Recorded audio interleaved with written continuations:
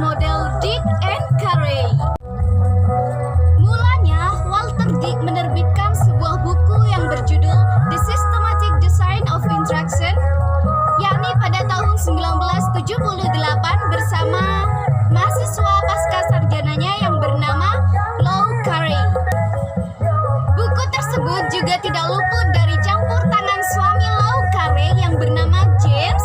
Kemudian pada saat ini pun model pengembangan tersebut dikenal dengan model Dick and Carey. Dick and Carey memandang desain pembelajaran sebagai suatu sistem yang berlangsung secara sistematis. Ada beberapa karakteristik dari model Dick and Carey. Di antaranya adalah yang pertama, setiap komponennya dianggap penting dan tidak boleh terlewatkan. Penggunaan model ini bisa saja menghalangi kreativitas desainer instruksional profesional karena model ini setiap langkahnya telah ditentukan sendiri oleh Dick and Carey. Model ini juga menyediakan pendekatan sistematis terhadap kurikulum dan desain program. Model ini juga cocok digunakan untuk e-learning dalam skala kecil, karena jika digunakan pada e-learning dalam skala besar maka akan memakan waktu yang sangat lama. Mekanisme pengembangan model Dick and Carey dapat dilakukan dengan langkah-langkah berikut. Yang pertama ialah identifikasi tujuan. Dick and Carey menyatakan bahwa tujuan adalah hal-hal yang dapat dilakukan oleh siswa setelah melakukan pembelajaran. Adanya tujuan pembelajaran dapat melatih fokus siswa pada tujuan yang hendak dicapainya. Begitupun dengan guru. Guru dapat mengontrol instruksionalnya, metodenya, dan strategi untuk mencapai tujuan pembelajaran. Yang kedua ialah analisis instruksional. Analisis instruksional sangat diperlukan karena jika keterampilan bawahan yang seharusnya dikuasai oleh siswa tidak diajarkan, maka siswa tidak akan memiliki latar belakang keterampilan yang seharusnya diperlukan untuk mencapai suatu tujuan pembelajaran. Begitupun sebaliknya, jika keterampilan bawahan diajarkan secara berlebihan, maka itu akan berpengaruh pada pencapaian tujuan pembelajaran. Ibaratnya seperti ini, teman-teman. Anak kelas 1 SD disiapkan bekal oleh ibunya untuk sarapan agar ketika dia belajar di kelas, dia bisa fokus. Akan tetapi, jika bekal yang dibawakan oleh ibu di luar porsinya alias berlebihan, misalnya pakai sambal geprek yang pedasnya minta ampun, itu akan mempengaruhi proses belajarnya ketika ia di kelas. Yang ketiga adalah analisis pembelajar dan konteks. Analisis pembelajar dan konteks termasuk pengetahuan dan karakteristik siswa diperlukan demi mencapai pembelajaran yang berkualitas baik. Yang keempat adalah merumuskan tujuan dan performansi. Tujuan dan performansi yang dimaksud adalah tujuan dan performansi setelah digunakannya atau dikembangkannya bahan ajar. Yang kelima ialah mengembangkan instrumen penilaian. Instrumen penilaian dapat berupa tes dan non-tes. Instrumen penilaian tes dapat berupa tes tulis maupun tes lisan.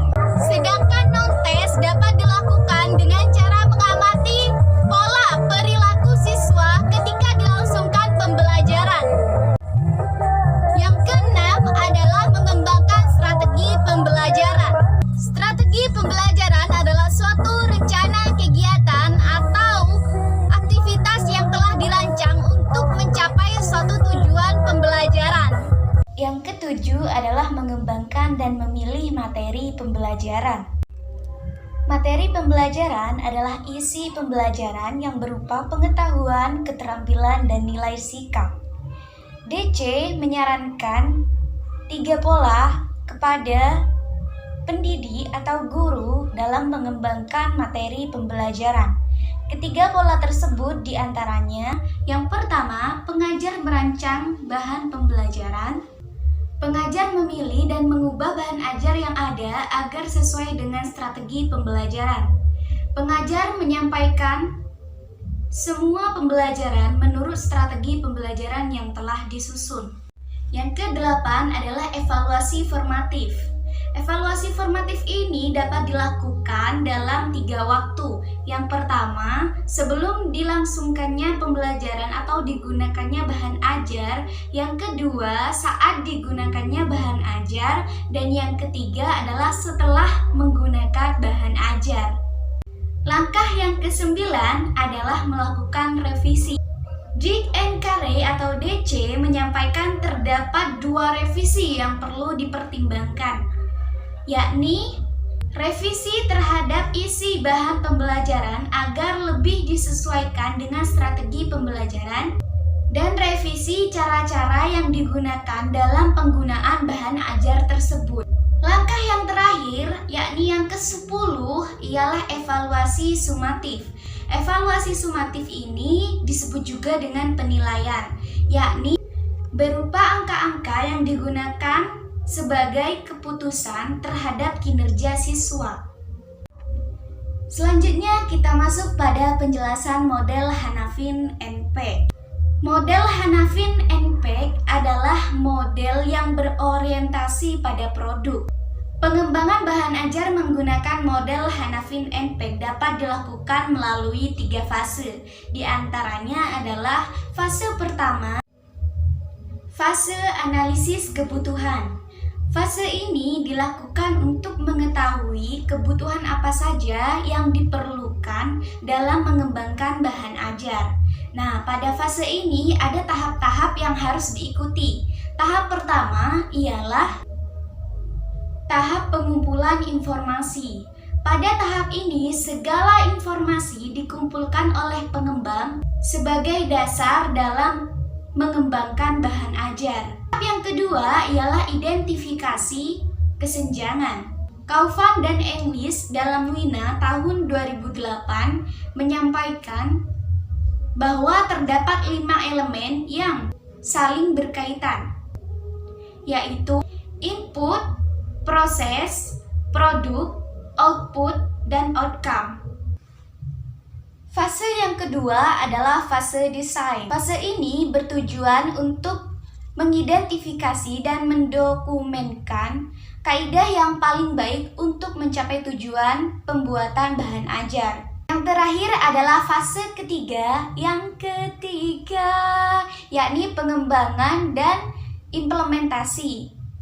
Pada fase ini dihasilkan diagram alur, pengujian, penilaian formatif, dan penilaian sumatif. Pada fase ini juga terjadi implementasi, yakni bagaimana bahan ajar diterapkan pada pembelajaran.